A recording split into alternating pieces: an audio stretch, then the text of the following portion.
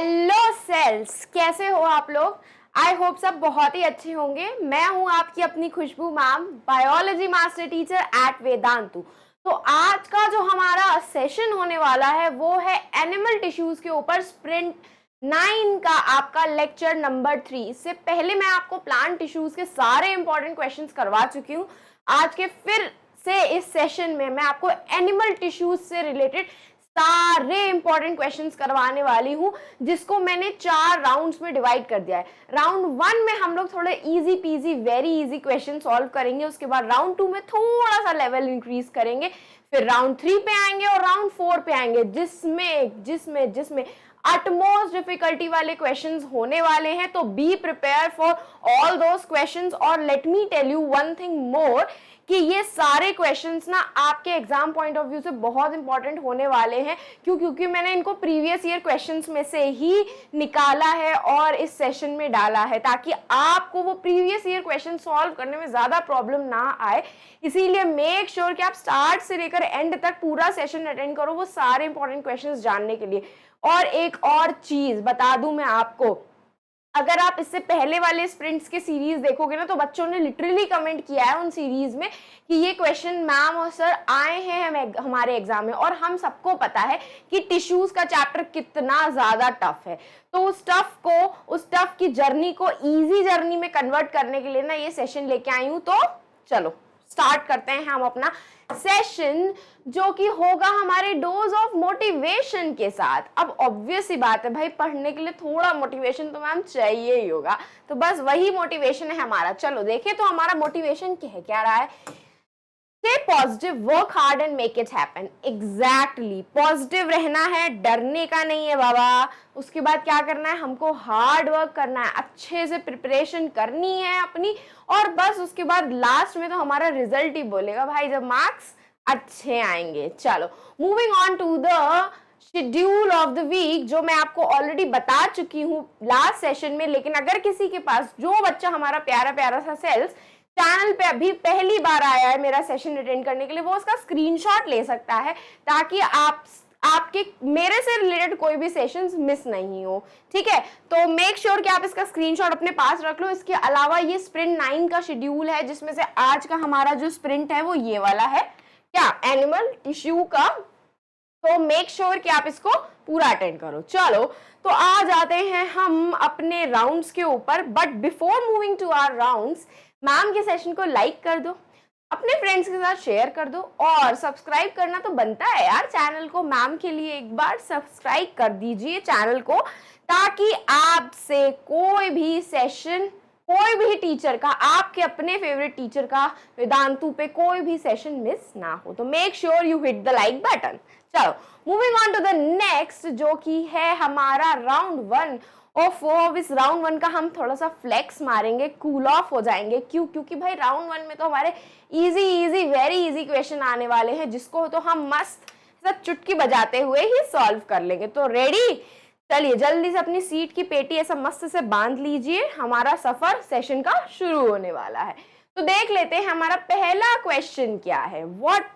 अच्छा, अब आपको मैं बता दूं कि मैंने आपको सिर्फ 30 सेकेंड्स का टाइम दिया है, जो जनरली आप 1 मिनट लेते हो अपने एग्जाम में सॉल्व करने के लिए। तो मैंने आपको सिर्फ 30 सेकेंड्स दिए, तो 30 सेकेंड्स में जल्दी से मुझे इसका आंसर बताओ कि हैवर्शियन कैनाल किसमें प्रेजेंट होती है, कार्टिलेज में, बोन में, लिवर में, या सारों में। कौन कौन मुझे बता सकता है इसका आंसर। देखें देखें देखें, यस एग्जैक्टली, तो उसका आंसर क्या है, हमारा बोन। हैवर्शियन कैनाल हमारे बोन में प्रेजेंट होता है। चलो आई नो आप सबको इसका आंसर जरूर पता था। चलो moving on to the next question, जो कि है voluntary muscles are found in which part. अच्छा, वॉलेंटरी मसल्स बता दूं, जो ऐसी मसल्स जिनकी एक्शन को आप अपने कंट्रोल में कर सकते हो, जैसे कि हमारे लिम्स में, हमारे लेग्स में जो मसल्स प्रेजेंट हैं, हम उनको मूव कर सकते हैं अपने अकॉर्डिंग। तो इसका आंसर क्या हो गया, यस एग्जैक्टली, लिम्स हो गया इसका आंसर। क्योंकि लंग्स में, स्टमक में और ईसोफेगस में जो प्रेजेंट होते हैं, हम उनको कंट्रोल नहीं कर सकते हैं, वो हमारे कंट्रोल में नहीं होती हैं मसल्स।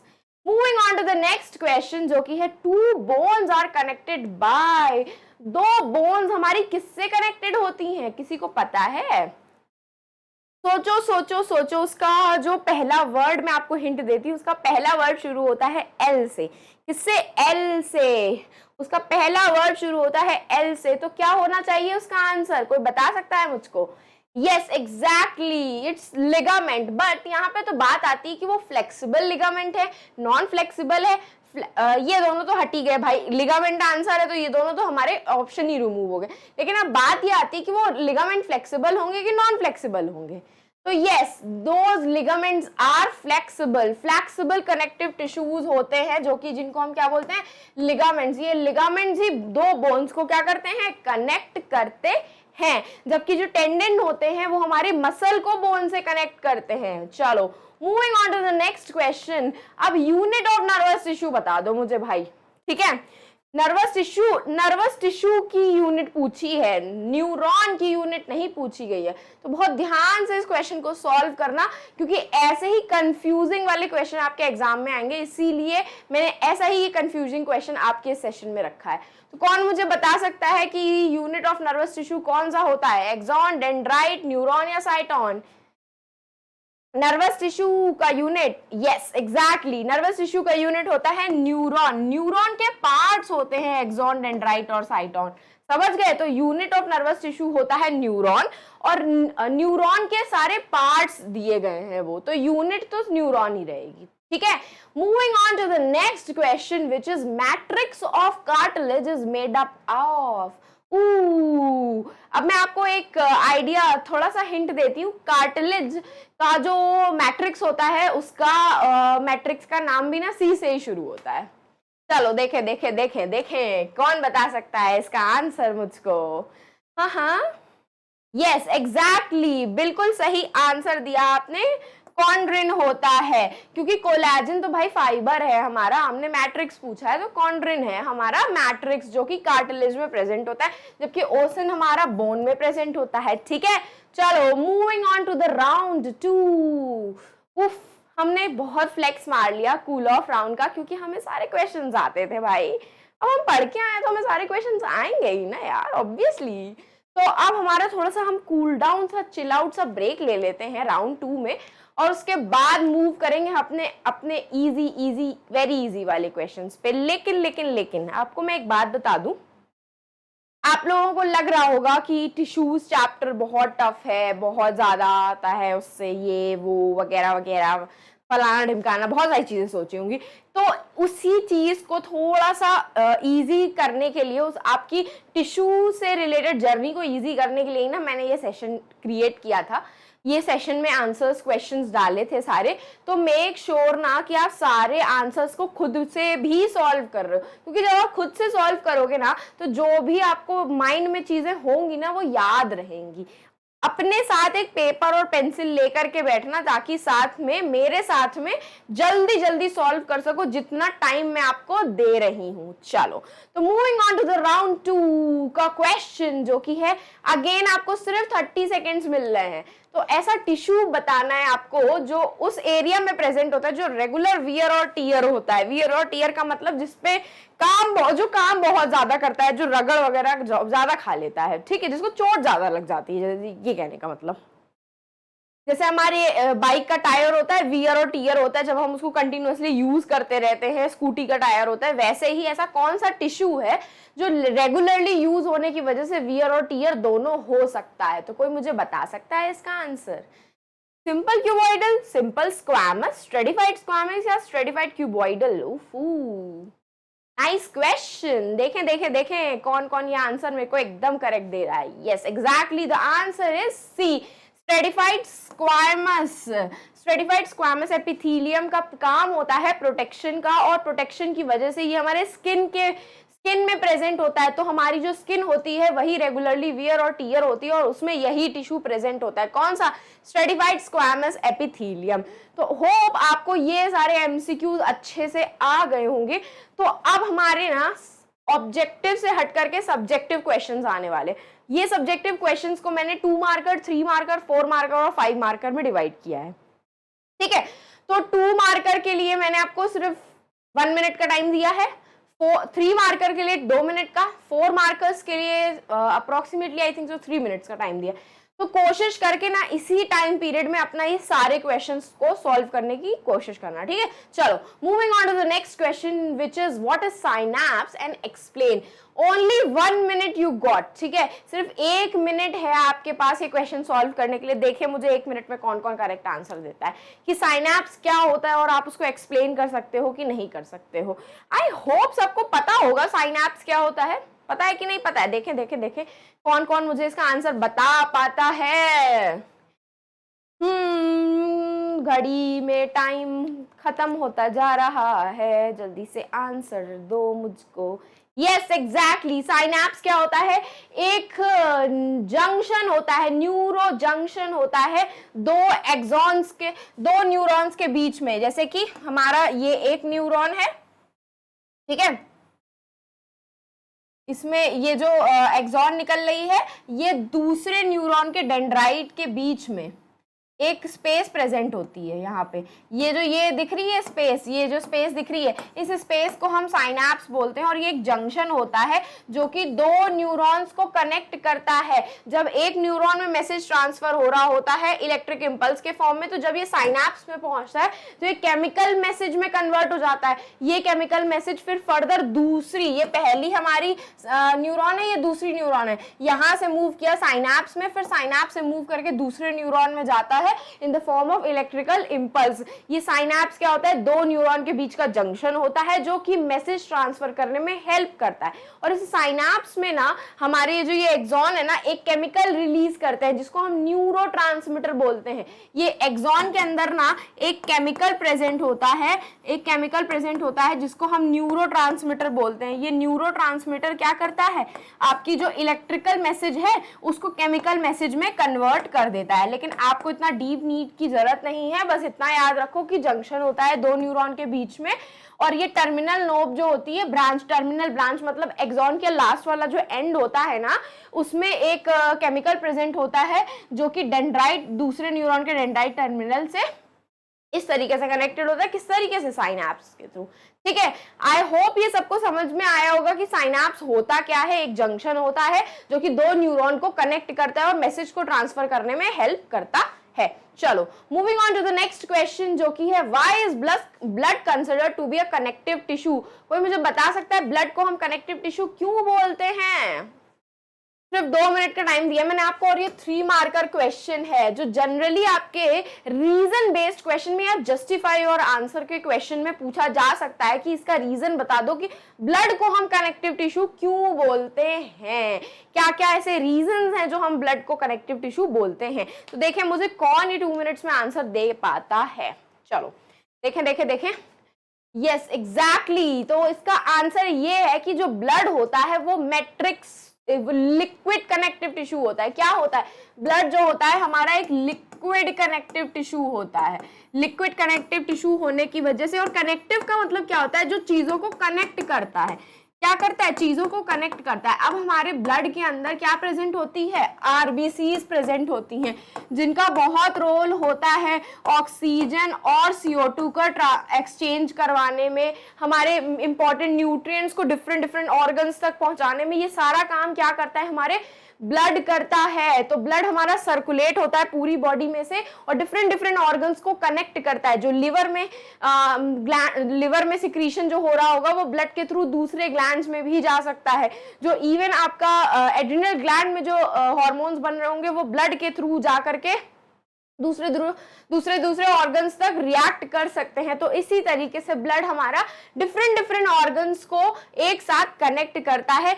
कनेक्ट करने की वजह से ही हम इसको लिक्विड कनेक्टिव टिश्यू कहते हैं। और ये स्कैटर्ड होता है हमारी पूरी बॉडी में in the form of abundant matrix के फॉर्म में, जो कि लिक्विड होता है। और ब्लड में प्लाज्मा भी प्रेजेंट होता है। कॉन्स्टिट्यूएंट्स क्या क्या होते हैं ब्लड के, प्लाज्मा होता है, रेड ब्लड सेल्स होते हैं, WBCs होती है, ठीक है, व्हाइट ब्लड सेल्स और प्लेटलेट्स होते हैं। हमारा प्लाज्मा तो लिक्विड कंटेंट है जिसमें RBC सस्पेंडेड होती है। RBC का काम होता है ऑक्सीजन और CO2 का एक्सचेंज करवाना और भी अदर बहुत हमारे टेम्परेचर को रेगुलेट करना। उसके बाद WBC का काम क्या होता है, हमको प्रोटेक्शन प्रोवाइड करना। और हमारे प्लेटलेट्स का काम क्या होता है, क्लॉटिंग फैक्टर होता है, वो क्लॉट करवाना, ब्लड का कोअगुलेशन या क्लॉटिंग करवाना का काम होता है। होता है। चलो moving on to the next question जो कि है आपका 4 मार्कर क्वेश्चन। और अब मुझे कौन कौन बोन और कार्टिलेज का डिफरेंस बता सकता है कि बोन में और कार्टिलेज में ऐसा क्या डिफरेंस होता है। दोनों ही हार्ड होते हैं कहीं ना कहीं, लेकिन डिफरेंस क्या होता है भाई। सिर्फ आपके पास 3 मिनट्स है, तो देखें मुझे कौन कौन आंसर दे रहा है, वो भी इसका आंसर एकदम करेक्टली।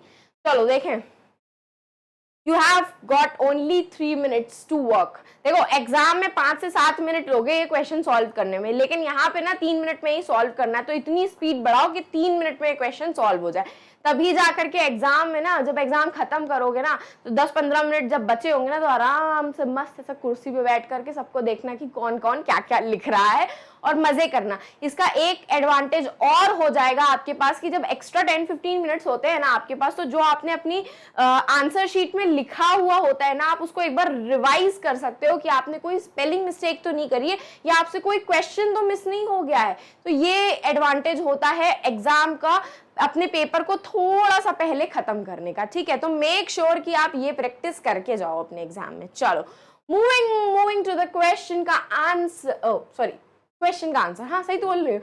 जो हमारी बोन होती है वो हार्ड होती है लेकिन फ्लेक्सिबल होती है, लेकिन जो कार्टिलेज होता है वो सॉफ्ट होता है लेकिन फ्लेक्सिबल भी होता है, ठीक है। बोन हार्ड होती है, फ्लेक्सिबल होती है, लेकिन कार्टिलेज जो होता है ना वो हमारा सॉफ्ट होता है और फ्लेक्सिबल भी होता है। जैसे कि आपने ईयर में देखा है, बोन को आप मूव नहीं कर सकते हो, लेकिन देखो हमारे ईयर में जो कार्टिलेज प्रेजेंट होता है वो मूव कर रहा है क्योंकि वो सॉफ्ट होता है और फ्लेक्सिबल भी होता है। अब जो बोन का मैट्रिक्स होता है ना वो ओसिन से बना होता है। इसका ये इस पे ना आपका एमसीक्यू क्वेश्चन आ सकता है, जैसे कि मैंने आपको कार्टिलेज पे दिया था, ये कॉन्ड्रिन से बना होता है। बोन में ना मिनरल्स का डिपोजिशन होता है, कैल्शियम, फॉस्फेट, जबकि कार्टिलेज में कोई मिनरल्स नहीं प्रेजेंट होते हैं, उसमें मिनरल्स एब्सेंट रहते हैं या फिर बहुत रेयरली प्रेजेंट रहते हैं। इसमें जो ब्लड सप्लाई होती है ना वो पैसिवली बहुत अच्छी खासी ब्लड सप्लाई होती है जो हेबर्शियन कैनाल से जारी होती है, जबकि कार्टिलेज में कोई ब्लड सप्लाई नहीं होती है, मतलब होती है लेकिन उसके बाहर से होती है। बोन में जो ब्लड सप्लाई होती है ना वो उसके इंटीरियर में भी जाती है, बोन के अंदर भी जा रही होती है, लेकिन कार्टिलेज के अंदर में बोन ब्लड सप्लाई नहीं होती है। इसकी जो मैरो कैविटी होती है वो इंटीरियर प्रेजेंट होती है और इसमें तो मैरो कैविटी एब्सेंट होती है। मैरो मतलब बोन मैरो, ठीक है। तो वो मैरो कैविटी बोन में प्रेजेंट होती है और कार्टिलेज में एब्सेंट होती है। तो ये पूरा समझ में आया होगा कि बोन का डिफरेंस और कार्टिलेज का डिफरेंस क्या होता है। सबसे पहला पॉइंट तो आपको यही लिखना है कि बोन हमारी हार्ड और फ्लेक्सिबल होती है, कार्टिलेज हमारा सॉफ्ट और फ्लेक्सिबल होता है। जबकि बोन में क्या प्रेजेंट होता है, किस टाइप का मैट्रिक्स, ओशन, जबकि कार्टिलेज में कॉन्ड्रिन प्रेजेंट होता है। दूसरी चीज, ब्लड सप्लाई जो होती है बोन की वो इंटीरियर में भी जाती है लेकिन कार्टिलेज में सिर्फ आउटसाइड में ही रहती है। बोन में मिनरल्स प्रेजेंट होते हैं, कार्टिलेज में मिनरल्स एब्सेंट होते हैं या बहुत ही रेयरली प्रेजेंट होते हैं। बोन मैरो बोन में होती है लेकिन बोन मैरो की कैविटी जो होती है कार्टिलेज में एब्सेंट होती है, ठीक है। आया समझ में। ये था बेसिक सा डिफरेंस बोन और कार्टिलेज के बीच में। तो मेक श्योर कि आप ये सारा अच्छे से पढ़ के जाओ क्योंकि बोन और कार्टिलेज का डिफरेंस आ सकता है, बहुत चांसेस होते हैं इसके आने के, ठीक है। Moving on to the next question जो कि आपका 5 मार्कर क्वेश्चन है और आपको न्यूरॉन का स्ट्रक्चर और फंक्शन बताना है, वो भी डायग्राम की हेल्प से। तो डायग्राम बनाने का कष्ट करें अब जल्दी से 5 मिनट के अंदर अंदर, और न्यूरॉन के स्ट्रक्चर को भी एक्सप्लेन करना है कि उसमें क्या क्या प्रेजेंट होता है और उसके फंक्शन को भी एक्सप्लेन करना है। तो देखें कौन कौन मुझे फंक्शन अच्छे से बता पाता है, क्योंकि हम स्ट्रक्चर तो देख नहीं सकते भाई आपके कमेंट सेक्शन में, तो मुझे भाई फंक्शन ही बता दो क्या क्या होता है। यस, कौन कौन बता सकता है न्यूरॉन का फंक्शन क्या होता है।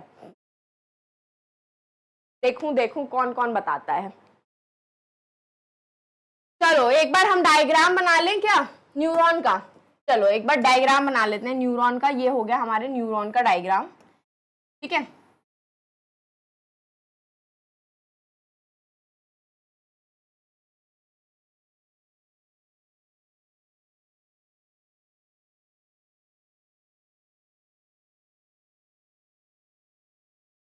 ठीक है, चलो यहां से ये हेयर लाइक स्ट्रक्चर्स निकलते हैं जिनको हम क्या बोलते हैं, डेंड्राइट्स बोलते हैं, ठीक है। ठीक है, यहाँ पर एक न्यूक्लियस प्रेजेंट होता है सेल बॉडी में और यहाँ पे बहुत सारे ग्रैन्यूल्स प्रेजेंट होते हैं और एक यहाँ पे शीथ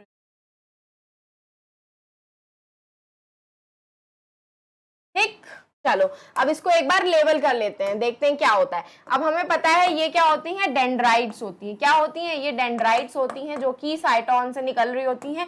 ये हमारी सेल बॉडी होती है जिसको हम साइटोन भी बोलते हैं। क्या बोलते हैं? साइटोन भी बोलते हैं। ये लॉन्ग प्रोसेस जो होता है इसको हम एक्सॉन बोलते हैं, और ये लास्ट वाला जो पार्ट होता है ये एक्सॉन की एंडिंग या फिर एक्सॉन का टर्मिनल होता है। क्या होता है? एक्सॉन की एंडिंग या फिर इसको हम टर्मिनल भी बोलते हैं। तो आया समझ में? ये पूरा डायग्राम आपको है ना अपने अच्छे से लेबल करके एग्जाम में बना करके आना है। तो अब देख लेते हैं हम पार्ट्स। देखो ये हमारी सेल बॉडी हो गई, देख रहे हो इसके अंदर एक ये न्यूक्लियस प्रेजेंट होता है। ये जो ग्रैन्यूल्स होते हैं ना इनको हम निसल ग्रैन्यूल्स बोलते हैं। ये सेल बॉडी के अंदर प्रेजेंट होते हैं। और ये जो हेयर लाइक स्ट्रक्चर होता है ये डेंड्रॉन होते हैं। ये लॉन्ग प्रोसेस को हम एक्सॉन कहते हैं। माइलिन शीथ और श्वान सेल्स बनाने की जरूरत नहीं पड़ेगी, लेकिन नोड्स ऑफ रैनवियर बना लेना।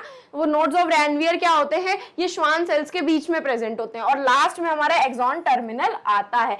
तो न्यूरॉन क्या होता है? एक स्पेशलाइज्ड नर्वस टिश्यू होता है जिसका काम क्या होता है? इंपल्सेस का ट्रांसमिशन करना। इसमें क्या क्या पार्ट्स प्रेजेंट होते हैं? साइटोन प्रेजेंट होता है जिसको हम सेल बॉडी भी बोलते हैं। उसके अंदर ग्रैन्यूल्स प्रेजेंट होते हैं जिनको हम निसल ग्रैन्यूल्स बोलते हैं। डेंड्राइट्स ये हेयर लाइक स्ट्रक्चर्स होते हैं जो कि साइटोन सेल बॉडी से अराइज होते हैं। उसके बाद आता है हमारा एक्सॉन जो कि लॉन्ग प्रोसेस होता है, और एक्सॉन के एंडिंग में एक बल्ब लाइक स्ट्रक्चर प्रेजेंट होता है एक्सॉन, जिसको हम प्री साइनेप्टिक नूब भी कहते हैं। क्या कहते हैं? Pre synaptic noob. ये प्री साइनेप्टिक नूब में ना साइनेप्टिक केमिकल्स प्रेजेंट होते हैं, न्यूरोट्रांसमीटर्स प्रेजेंट होते हैं जिनको हम एसिटाइल कोलिन भी बोलते हैं। बट आपको इतना सब कुछ नहीं लिखना है, जितना ये सब मैंने लिखा हुआ है और ये डायग्राम जो बनाया है ये एग्जैक्टली बना कर आ जाओगे ना 5 के 5 मार्क्स तो पक्का पूरे हैं। तो डायग्राम तो जरूर बना के आना, डायग्राम तो कतई छोड़ के मत आना, गलती से भी मत छोड़ करके आना। 5 में से 2 नंबर पकड़ा देंगी मैम को, 2 नंबर भी ना पकड़ाए गुस्से में, ठीक है। तो अब जरा थोड़ा सा कॉफी सा ब्रेक ले लिया जाए। अब मेरे बच्चों को जिनको कॉफी नहीं पसंद है, कोल्ड कॉफी नहीं पसंद है, उनके लिए मैं देसी चाय बना देती हूँ, ठीक है। किसको किसको देसी चाय पसंद है, अदरक डाल के वो भी। तो ये रही आपकी देसी चाय मैम की तरफ से। तो जिसको कोल्ड कॉफी पसंद है वो मेरा बच्चा कोल्ड कॉफी पी ले, और जिसको देसी चाय पसंद है वो देसी चाय पी ले, ठीक है। और एक बार हम चिल आउट हो जाते हैं, फिर आते हैं हम अपने टफेस्ट पार्ट पे जो कि होने वाला है कौन सा? आइसी कोल्ड क्वेश्चंस होने वाले हैं और फ्रीजिंग क्वेश्चंस होने वाले हैं। तो बस जल्दी से चाय पी करके गर्मी ले लो ताकि आइसी कोल्ड रीजन में से पसीने ना छूटे तुम लोगों के, ठीक है। चलो, आई होप सबने अपना चिल आउट कर लिया होगा। इसी छोटे से ब्रेक के बाद हम आते हैं वापस से अपने सेशन पे जो कि है राउंड 3 हमारा। तो देख लेते हैं राउंड 3 का सबसे पहला क्वेश्चन क्या है। अच्छा, ये 3 मार्कर क्वेश्चन है और इसमें सिर्फ मैंने आपको 2 मिनट्स दिए हैं, तो मेक श्योर कि आप 2 मिनट के अंदर अंदर अपनी नोटबुक में उसको सॉल्व करो। तो डिफ्रेंशिएट करके बताओ मुझे लिगामेंट और टेंडन में। हमने अभी पढ़ा था कि लिगामेंट हमारा बोन को बोन से कनेक्ट करता है और टेंडन हमारा मसल को बोन से कनेक्ट करता है। तो देखें कौन मुझे बता पाता है कि लिगामेंट और टेंडन का डिफरेंस क्या होता है। जल्दी से मुझे कमेंट सेक्शन में बताओ बताओ बताओ कि टेंडन और लिगामेंट में क्या डिफरेंस होता है। देखे देखे देखे देखे देखे कौन बता पाता है मुझे। इससे पता चलेगा मुझे कि सब लोगों ने मिड टर्म्स की बहुत अच्छे से प्रिपरेशन की है। चलो तो देख लेते हैं डिफरेंस क्या होता है। लिगामेंट जो होता है वो स्ट्रॉन्ग होता है लेकिन इलास्टिक भी होता है, जबकि टेंडन जो होता है टफ होता है। ये स्ट्रॉन्ग का मतलब स्ट्रॉन्ग है, ताकतवर है, टफ का मतलब टूटेगा ही नहीं इजीली। तो ये जो टेंडन होता है टफ होता है और इनइलास्टिक होता है। इनइलास्टिक का मतलब इधर उधर डूल नहीं सकता है। इसमें कोलेजन फाइबर्स जो प्रेजेंट होते हैं ना वो व्हाइट कलर के होते हैं और किसी भी डायरेक्शन में प्रेजेंट होते हैं। लिगामेंट में किसी भी डायरेक्शन में व्हाइट फाइबर्स प्रेजेंट होते हैं, जबकि टेंडन में ना जो व्हाइट फाइबर्स होते हैं वो एक पैरेलल लाइन में प्रेजेंट होते हैं, पैरेलल में, ठीक है। इसमें येलो इलास्टिन फाइबर्स अच्छे खासे नंबर में होते हैं, किसमें? आपके लिगामेंट में, जबकि टेंडन में येलो इलास्टिन फाइबर्स एब्सेंट होते हैं। लिगामेंट का काम क्या होता है? बोन को बोन से कनेक्ट करना, जबकि टेंडन का काम होता है मसल को बोन से कनेक्ट करना। तो ये था सब बेसिक सा डिफरेंस जो आपको 3 मार्कर क्वेश्चन में लिख करके आना है। और मेक श्योर जब भी डिफरेंस वाला क्वेश्चन आए तो इसी तरीके से आपको क्या टेबुलेट फॉर्म में डिफरेंस लिखना है। कभी भी उसको ऐसा पॉइंटर्स में मत लिख करके आना। डिफरेंस पूछा जाए हमेशा इस तरीके से टेबल बनाकर ही डिफरेंस लिख करके आना। गलती से भी उसको पॉइंटर्स में मत लिखना, मैं तुम्हें पहले ही आगाह कर रही हूँ। चलो moving on to the next question जो कि है स्ट्रक्चर और फंक्शन डिफाइन करना है भाई एरियोलर टिश्यू का। तो पहले मुझे ये बता दो कि एरियोलर टिश्यू किस टाइप का टिश्यू होता है। कोई मुझे बता सकता है कि एरियोलर टिश्यू जो होता है वो किस टाइप का टिश्यू होता है? यही मुझे बता दो। और इसके लिए सिर्फ 3 मिनट का टाइम दिया है मैंने, तो जल्दी जल्दी सॉल्व करो, क्योंकि स्ट्रक्चर और फंक्शन के साथ साथ ना इसमें कोशिश करके डायग्राम भी बना करके आना, कोशिश करना डायग्राम बना करके आना। 4 मार्कर, 4 मार्कर और 5 मार्कर क्वेश्चन में तो डायग्राम जरूर बना करके आना, मिस मत करना, मतलब मेरा सजेशन यही रहेगा। चलो तो देख लेते हैं कि एरियोलर टिश्यू किस टाइप का टिश्यू होता है। हमारा कनेक्टिव टिश्यू होता है। क्या होता है? कनेक्टिव टिश्यू होता है। ये हमारा ना फ्रेमवर्क बनाता है। जिस जगह पे खाली खाली जगह होती है ना, वहां पर ये प्रेजेंट होता है हमारा, ठीक है। और ये जो मैट्रिक्स होती है इसमें फाइबर्स और ग्राउंड सब्सटेंस दोनों ही प्रेजेंट होता है। और ये ना क्या करता है, ये उन बॉडी पार्ट्स पे अवेलेबल रहता है ना जहां पर पे एक्सटर्नल ओपनिंग्स होती है, जहाँ पे खाली खाली चीजें होती है, तो वहां पर ये ना स्पेस फिलिंग करता है। आपका ऑर्गन फ्रेमवर्क जो होता है ना, उसके साथ जो एक्सटर्नल ओपनिंग्स होती हैं वो ये बनाता है आपका।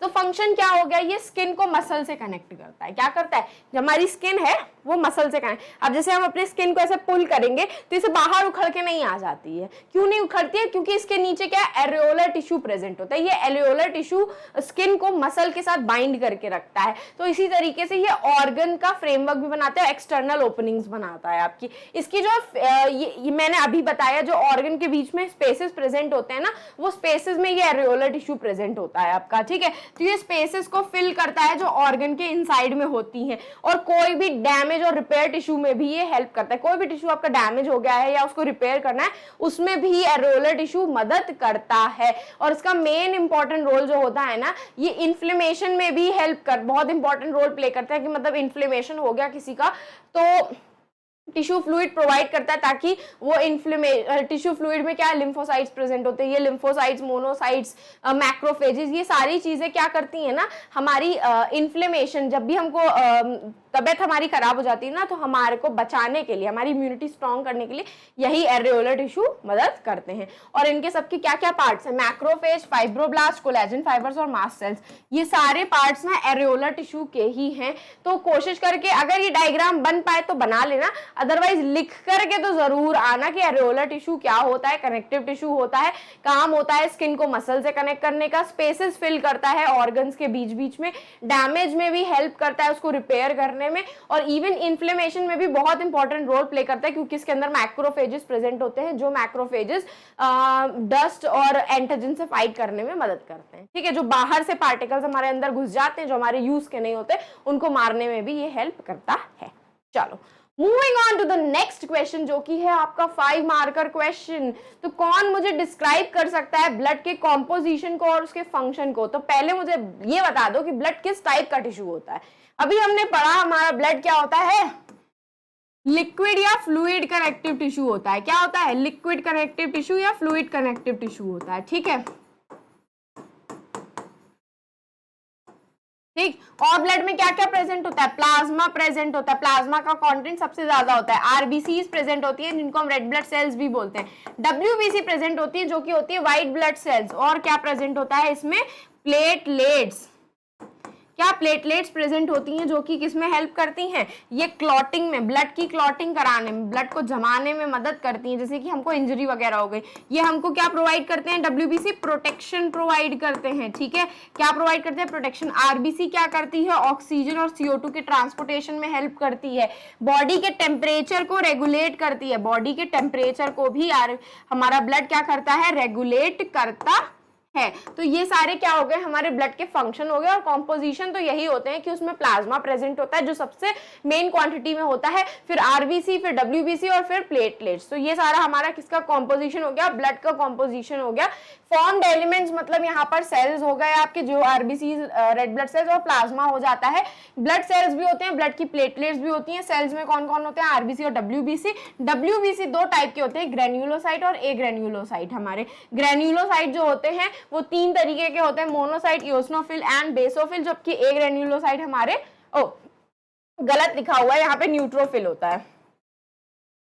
न्यूट्रोफिल, इओसिनोफिल एंड बेसोफिल होते हैं। जबकि जो ए ग्रेन्युलोसाइट्स मतलब जिनमें ग्रेन्यूल्स नहीं प्रेजेंट होते हैं, वो दो टाइप के होते हैं, एक मोनोसाइट्स होते हैं, एक लिम्फोसाइट्स होते हैं, ठीक है। इनका मेन काम क्या होता है, ऑक्सीजन के ट्रांसपोर्टेशन में हेल्प करते हैं, एनर्जेटिक सब्सटेंसेस की चीजों में हेल्प करते हैं, हमारी हार्मफुल एजेंट्स जो होते हैं जैसे कि कोई बैक्टीरिया वगैरह अंदर एंटर कर गया उसको मारने का काम भी हमारा ब्लड ही करता है, क्योंकि ब्लड में क्या प्रेजेंट होता है, WBC। तो ये सारे फंक्शन हमारा कौन परफॉर्म करता है, ब्लड परफॉर्म करता है, और ब्लड के ये सारे फॉर्म्ड एलिमेंट्स से जिसमें प्लाज्मा आता है, RBCs आते हैं, WBCs आते हैं और प्लेटलेट्स आती है, ठीक है। तो इसी तरीके से 5 मार्कर के पूरे क्वेश्चन में ऐसे ही एक्सप्लेन करके आना, पहले बताना कि ब्लड होता क्या है, फिर उसके सारे कंपोनेंट्स बताना और फिर लास्ट में उसका फंक्शन बताना, जैसे कि उसमें पूछा गया था। तो अब राउंड 4 में आ गए हैं हम। तो फ्रीजिंग सा जो हमारा राउंड होने वाला है, इसमें मैं बता दूं कि मैंने ऐसे क्वेश्चन इंक्लूड किए ना जो प्रीवियस ईयर में आ चुके हैं। तो मेक श्योर कि ये दोनों क्वेश्चन ना आप लोग जरूर अच्छे से अटेंड करो और अच्छे से उसको नोट डाउन कर लो अपने पास कि हाँ ये क्वेश्चन एग्जाम में आ सकता है। तो तैयार हो सब मेरे साथ? चलो मूव करते हैं हम अपने 14th क्वेश्चन पे। आपको नोट करना है किस पे, एक शॉर्ट नोट लिखना है कॉलमनर एपिथेलियल के ऊपर। तो देखें कॉलमनर एपिथेलियम कौन कौन मुझे बता सकता है। सबसे पहले तो मुझे ये बता दो कॉलमनर एपिथेलियल में सेल्स कैसे प्रेजेंट होते हैं। वे जो सेल्स होते हैं ना वो पिलर लाइक होते हैं। क्या होते हैं? पिलर लाइक होते हैं, लंबे लंबे से होते हैं इसमें, पिलर लाइक। और ये क्या है, इनके ऊपर इनका काम होता है एब्जॉर्प्शन का। ये एब्जॉर्प्शन में हेल्प करते हैं और किस में हेल्प करते हैं, सिक्रीशन में भी हेल्प करते हैं ये, और इवन ये प्रोटेक्शन भी प्रोवाइड करते हैं। तो ये सारे तो इनके फंक्शन होगा जिसको आपको पूरा इलेबोरेट करके लिखना पड़ेगा। तो इलेबोरेट कैसे करोगे, इसके जो सेल्स होते हैं वो टॉल और पिलर लाइक होते हैं, न्यूक्लियस जो होता है वो ओवल होता है और बेस पे प्रेजेंट होता है। जैसे कि हमारे ये सेल्स हो गए तो यहाँ पे बेस पे प्रेजेंट होता है इनके न्यूक्लियस, ठीक है। इस तरीके से पिलर लाइक सेल्स हो गए, उनका जो न्यूक्लियस होता है वो बेस पे प्रेजेंट होता है। इनके ऊपर किसी किसी एपिथेलियम के ऊपर ना ऐसे फिंगर लाइक प्रोजेक्शंस भी प्रेजेंट होते हैं जिनको हम सीलिया बोलते हैं। क्या बोलते हैं? सीलिया बोलते हैं। ये सीलिया लोकोमोशन में हेल्प करती है। किस में हेल्प करती है? लोकोमोशन में। लोकोमोशन मतलब जैसे कि हमारे रेस्पिरेटरी ट्रैक्ट में प्रेजेंट होगा, फेलोपियन ट्यूब में प्रेजेंट होता है, तो ये स्टमक की लाइनिंग बनाता है, स्मॉल इंटेस्टाइन की बनाता है, कोलन की बनाता है। काम क्या होता है? एब्जॉर्प्शन, सिक्रीशन और प्रोटेक्शन का। तो इसी तरीके से आपको शॉर्ट नोट लिख करके आना है 3 मार्कर क्वेश्चन में, जिसमें मैं सिर्फ आपको 2 मिनट दिए थे और आपने मुझे 2 मिनट में आंसर दे भी दिया। Very well done everyone, very well done.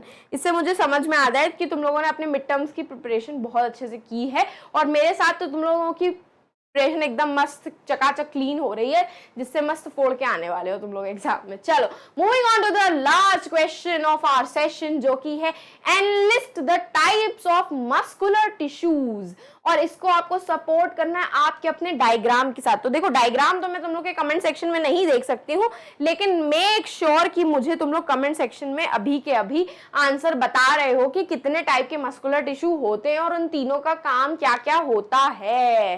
देखूं कौन कौन मुझे बताता है। यस एग्जैक्टली, एक होता है हमारे स्ट्राइप्ड या स्केलेटल मसल, ठीक है, एक होती है हमारी स्मूथ मसल, और एक होती है हमारी कार्डियक मसल।